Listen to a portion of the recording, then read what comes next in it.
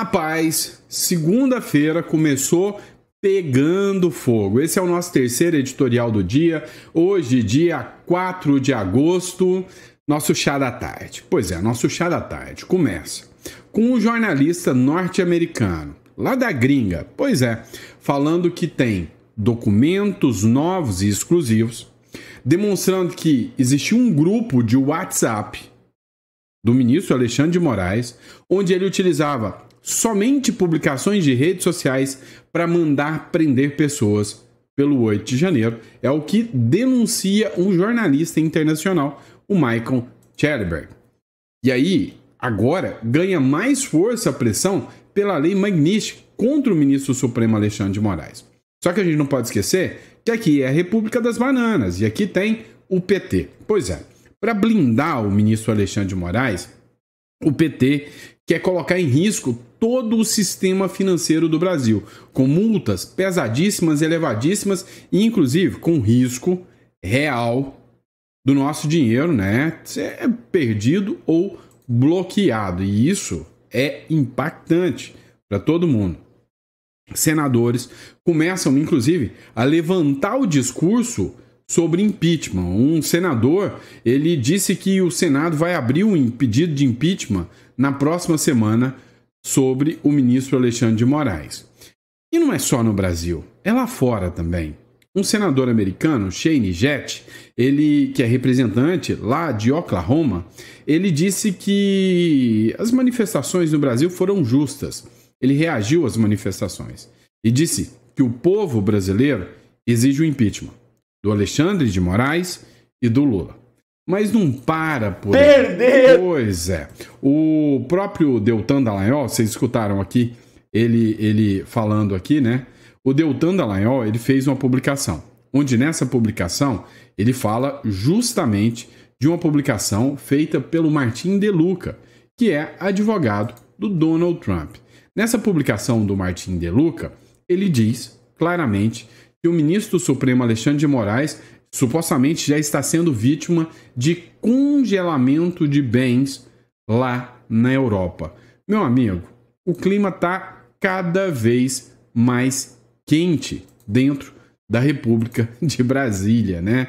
Ou seja, o bicho está pegando e a gente está acompanhando tudo isso. Então, não esquece de se inscrever no canal, curtir, compartilhar, que a gente está trazendo conteúdo sempre de relevância para você. Então, antes de mais nada, curta e compartilhe, tá bom?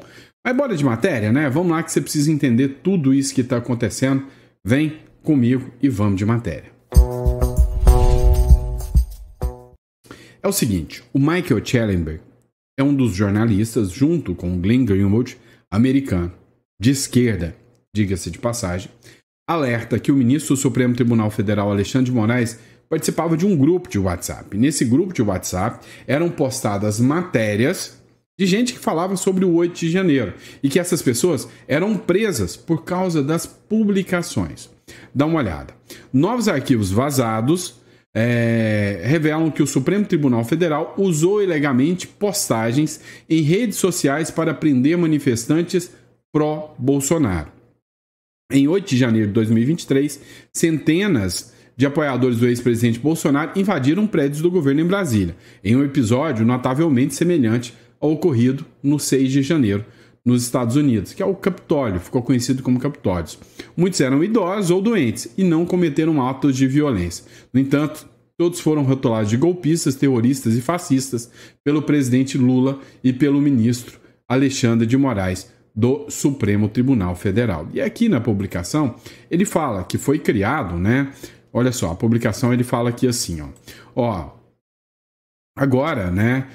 Os arquivos de 8 de janeiro mostram que Moraes criou uma força-tarefa secreta e ilegal de inteligência que usou postagens nas redes sociais para justificar a prisão de manifestantes não violentos. E aqui ele fala que foi aberto, né, um grupo de WhatsApp, né, uma força-tarefa que mantinha todos aqueles que protestaram, né, fora do caminho do ministro Alexandre de Moraes. Ele ainda fez a seguinte publicação. Olha, Moraes e sua força-tarefa. Operavam por meio de um grupo secreto de WhatsApp que criava relatórios ilegais de inteligência. Mantinham manifestantes detidos enquanto realizavam varreduras em suas redes sociais. Usavam o discurso online como base para prisão preventiva. Negavam aos advogados acesso às evidências. Usavam ilegalmente um banco de dados biométrico para identificar manifestantes. Pois é, essa aqui é a denúncia feita pelo Michael Schellenberg, um jornalista norte-americano, e virou matéria de publicação de um importante jornal lá dos Estados Unidos, né? Então, assim, cada dia que passa, né, a matéria que foi publicada, né, em Public News, um jornal americano, no Public News, e aí, hoje, a gente começa a ver que existe, né, um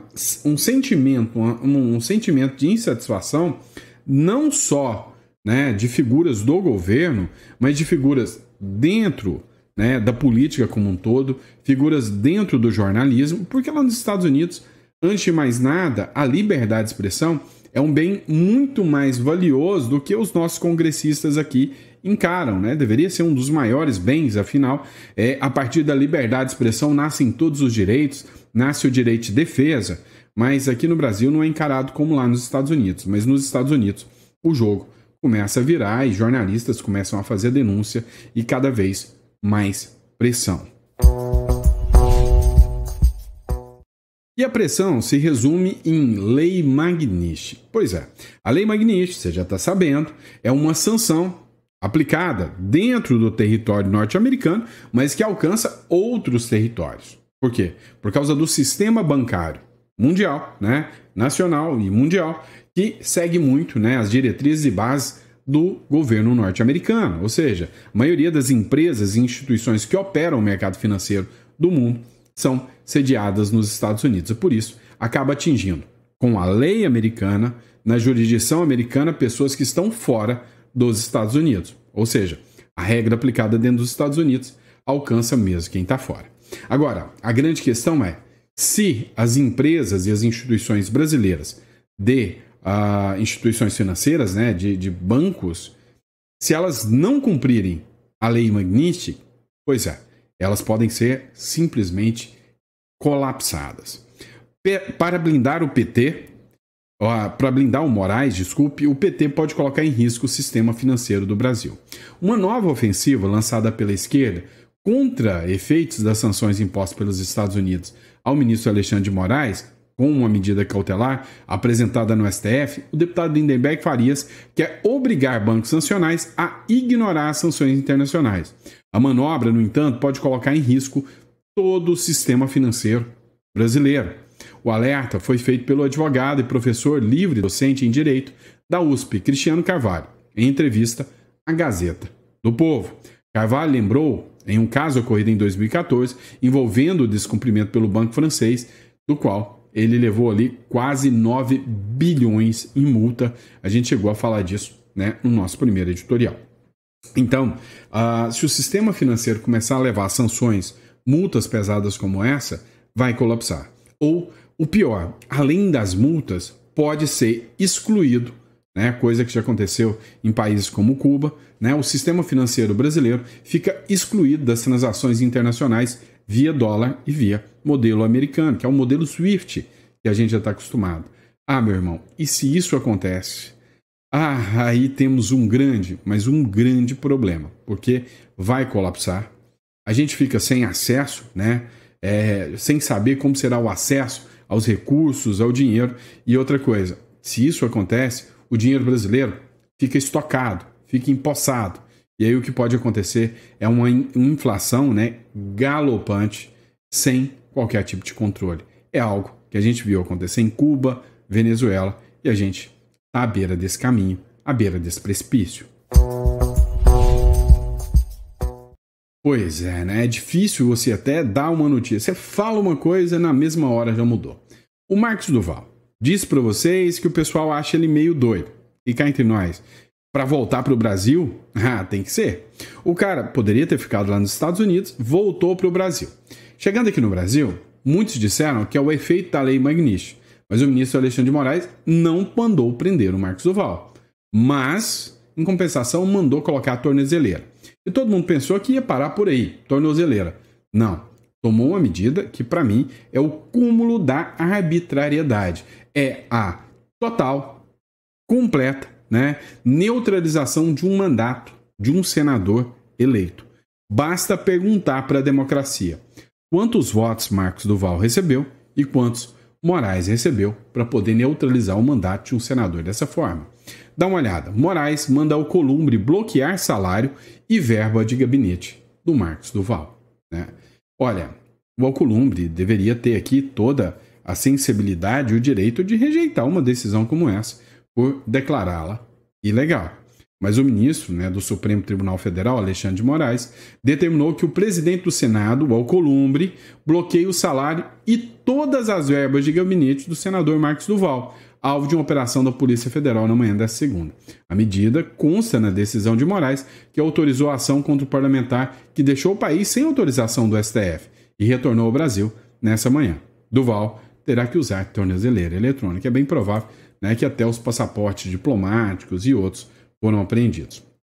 A defesa do Marcos Duval falou que essas restrições ultrapassam os limites da razoabilidade. Olha, até onde eu aprendi no direito, verbas lícitas de salário são impenhoráveis, né? A defesa do senador Marcos Duval nega o descumprimento de medidas cautelares impostas pelo ministro Alexandre de Moraes e afirma que novas restrições, como a decisão de bloquear integralmente o patrimônio do parlamentar, incluindo salários, verbas de gabinete, ultrapassam os limites da razoabilidade. Ou seja, se na sua cabeça isso aqui não ultrapassa os limites dos direitos humanos, é porque você não entende nada de direito.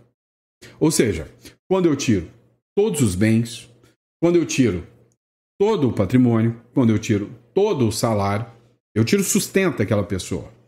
Eu simplesmente, que é investigada, não é condenada por nada e nem está envolvida em corrupção nem nada nesse sentido. Quando isso acontece, eu estou condenando aquela pessoa à morte. Simples. Sem salário, sem nada. É muito esquisito isso, né? É muito esquisito. Uma decisão dessa vinda dentro das regras do direito nacional, do direito brasileiro. É esquisito, tá? Mas tem gente que acha que é normal, que tá tudo bem. Eu concordo aqui com, né, a defesa do senador Marcos Duval.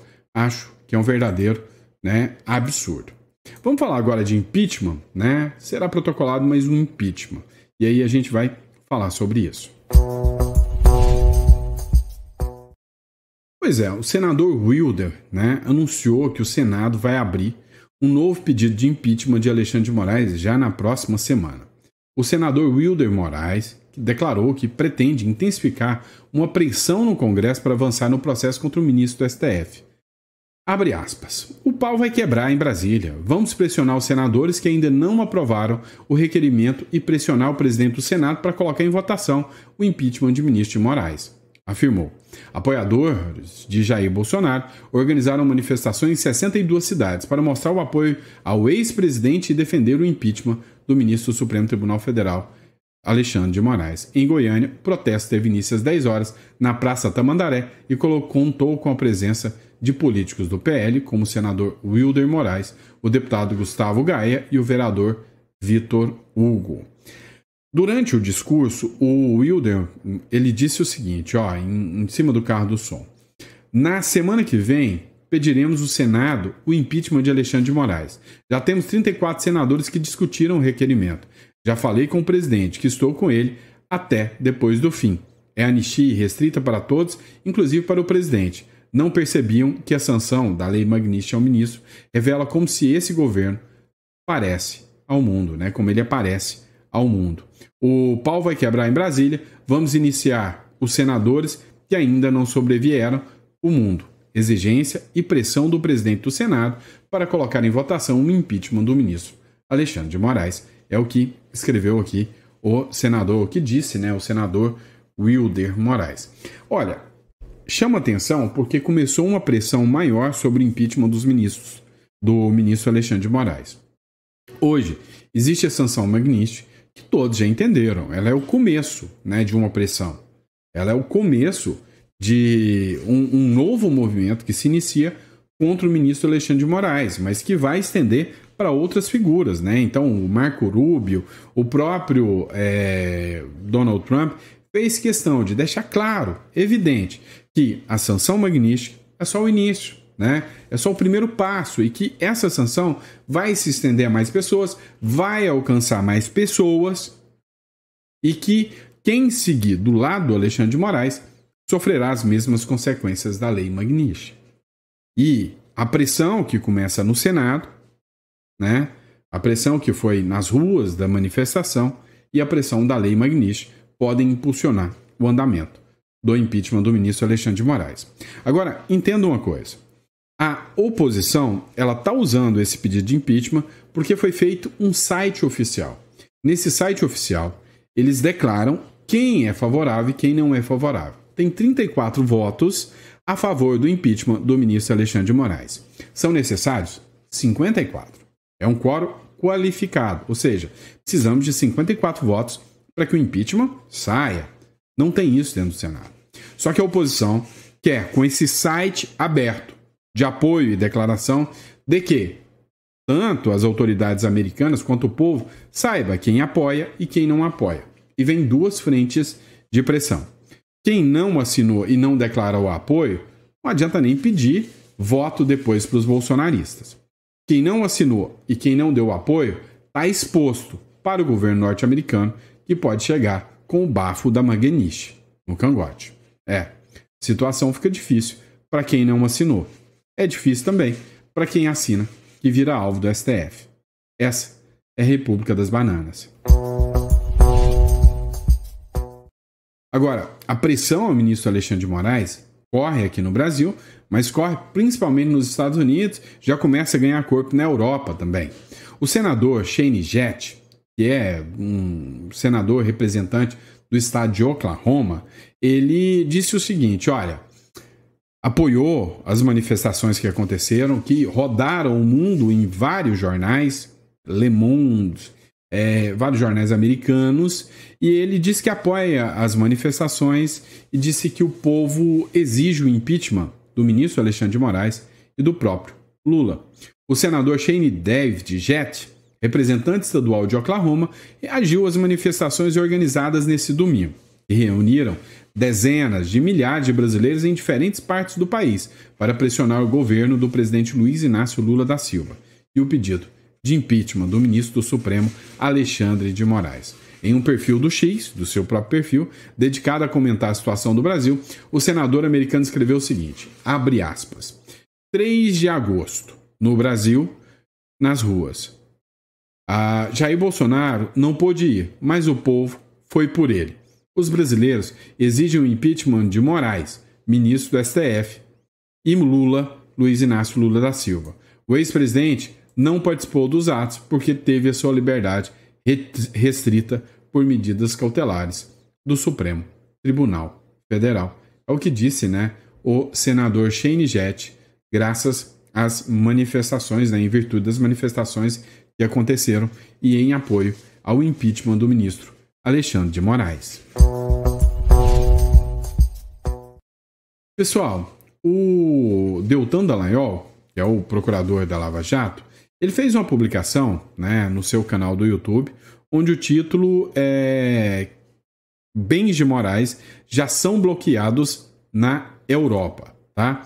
E nessa publicação que o Deltan Dallagnol fez, ele argumenta aqui que os bens já estão bloqueados. E aí, ele até ironizou, uma matéria antiga do Supremo Tribunal Federal que diz o seguinte, olha, nós sempre teremos Paris, ironizou o ministro do STF sobre possibilidade de perder o visto americano. Acontece, que nem sempre parece que Paris vai estar lá para os americanos, para os ministros do Supremo Tribunal Federal. O Martin De Luca é o advogado do Donald Trump. Ele acabou de fazer uma publicação que diz o seguinte, os bancos europeus estão supostamente congelando os ativos de Alexandre de Moraes após a imposição de uma sanção americana. Surpreso? Não fique. Isso é padrão.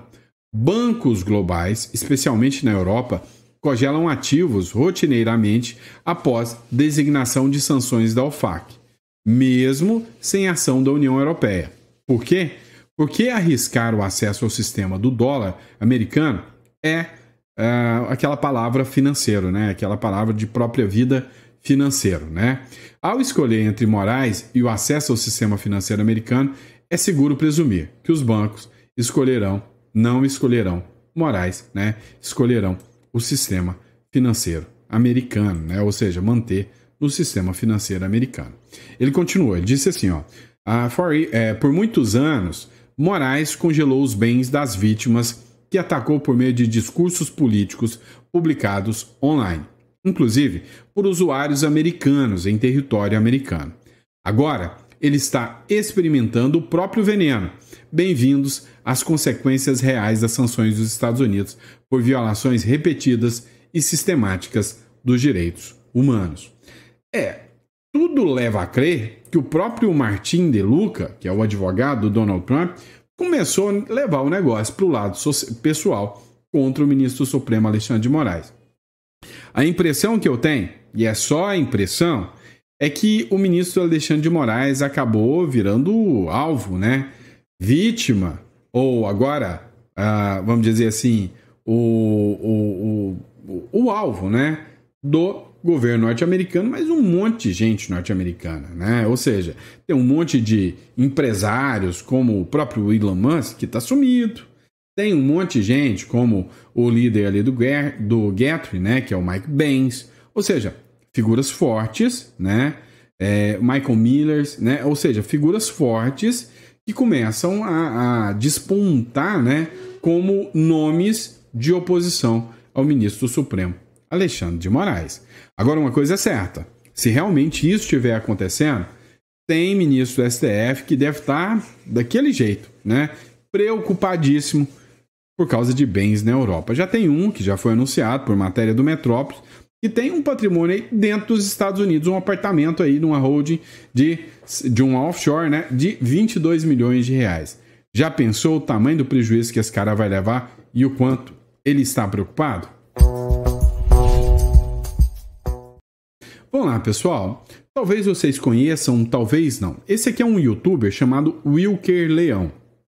Ele ficou famoso, né? Porque ele não é nem Bolsonaro e nem Lula. E aí ele ficou conhecido e notório quando ele foi questionar o Bolsonaro no cercadinho. Ele entrou lá e bateu boca com o Bolsonaro no cercadinho, ele ficou muito conhecido. Mas é uma figura que sempre critica também, né, a atuação da esquerda. Olha, eu vou ser sincero com vocês.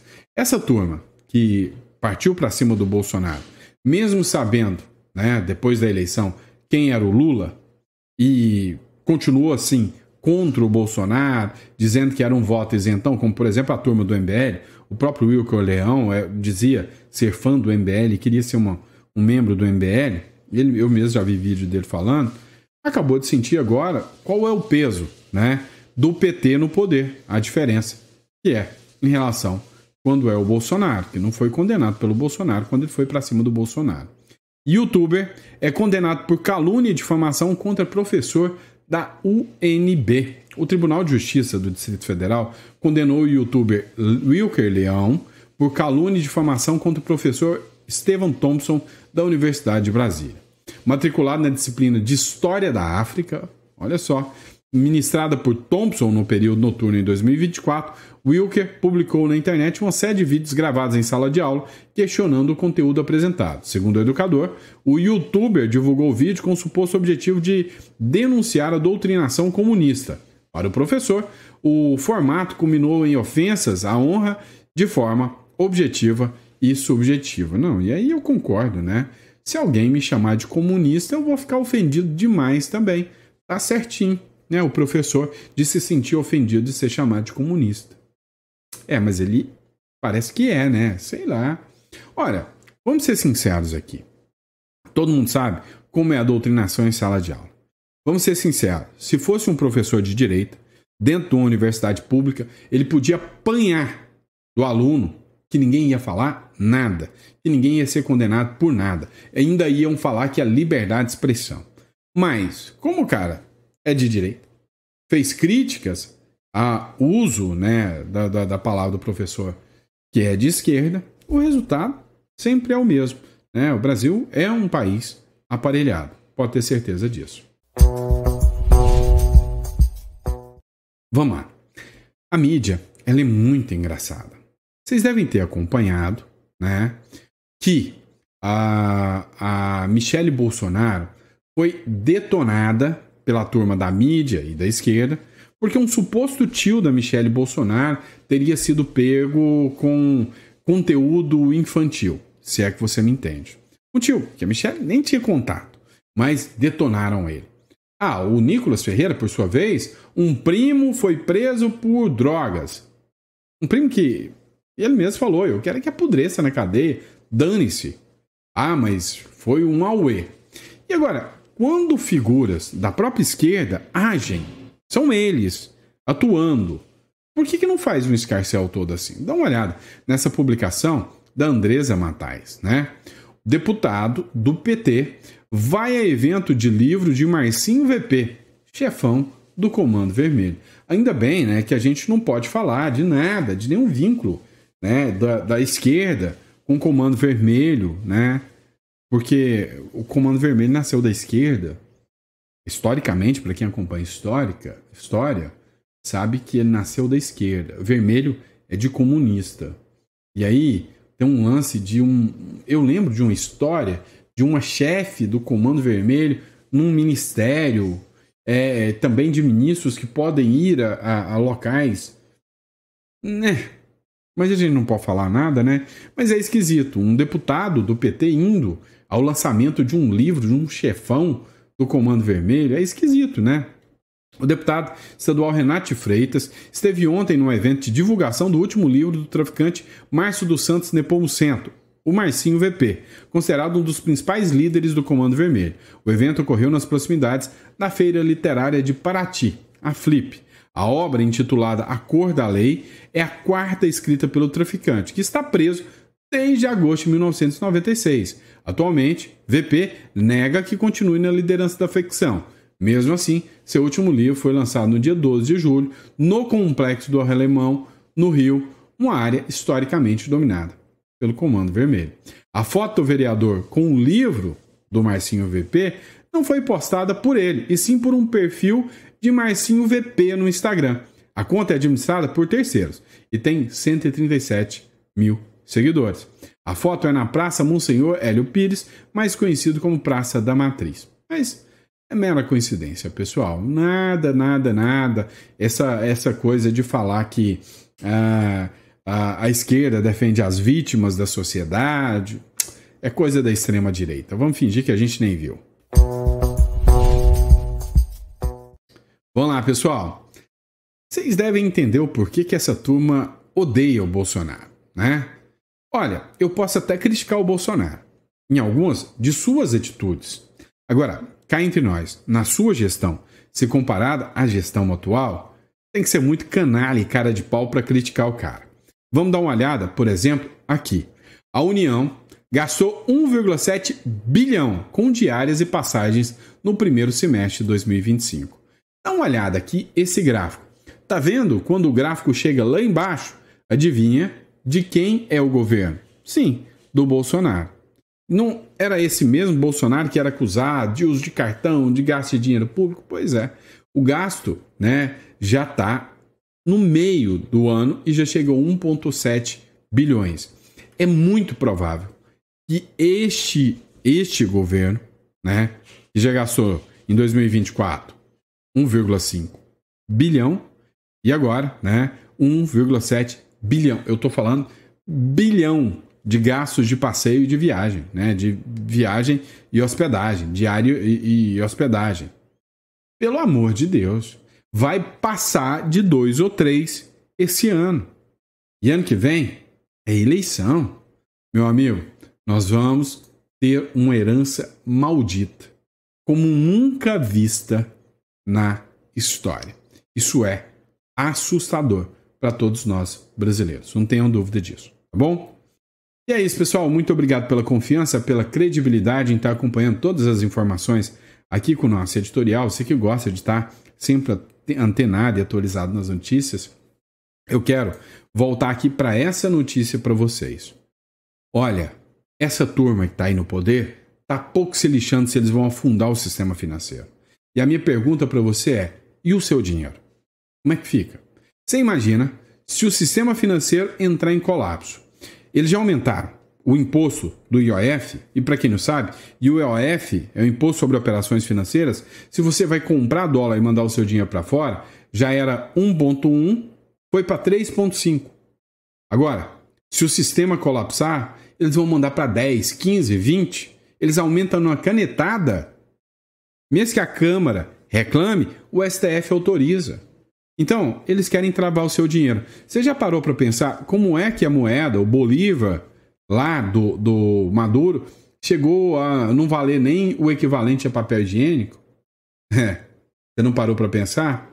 Pois é, você está vendo, né? Aqui, ao vivo e a cores, né? Uma história da Venezuela se repetindo. Então, meu amigo, você que não quer ficar nessa, entre em contato conosco. É importante você internacionalizar os seus negócios. Ter uma offshore, uma hold, uma conta bancária em dólar. Você vai entrar aqui em contato com o nosso escritório, vai marcar uma consulta e vai agendar uma consulta para poder conversar com a gente aqui e entender um pouco mais como tudo isso funciona. Combinado? Estou colocando nosso serviço à sua disposição. Tá bom? Um grande abraço, fique com Deus e eu vejo vocês no próximo editorial. Até o nosso jantar, né? Até às 7 horas da noite eu vejo vocês. Abraço.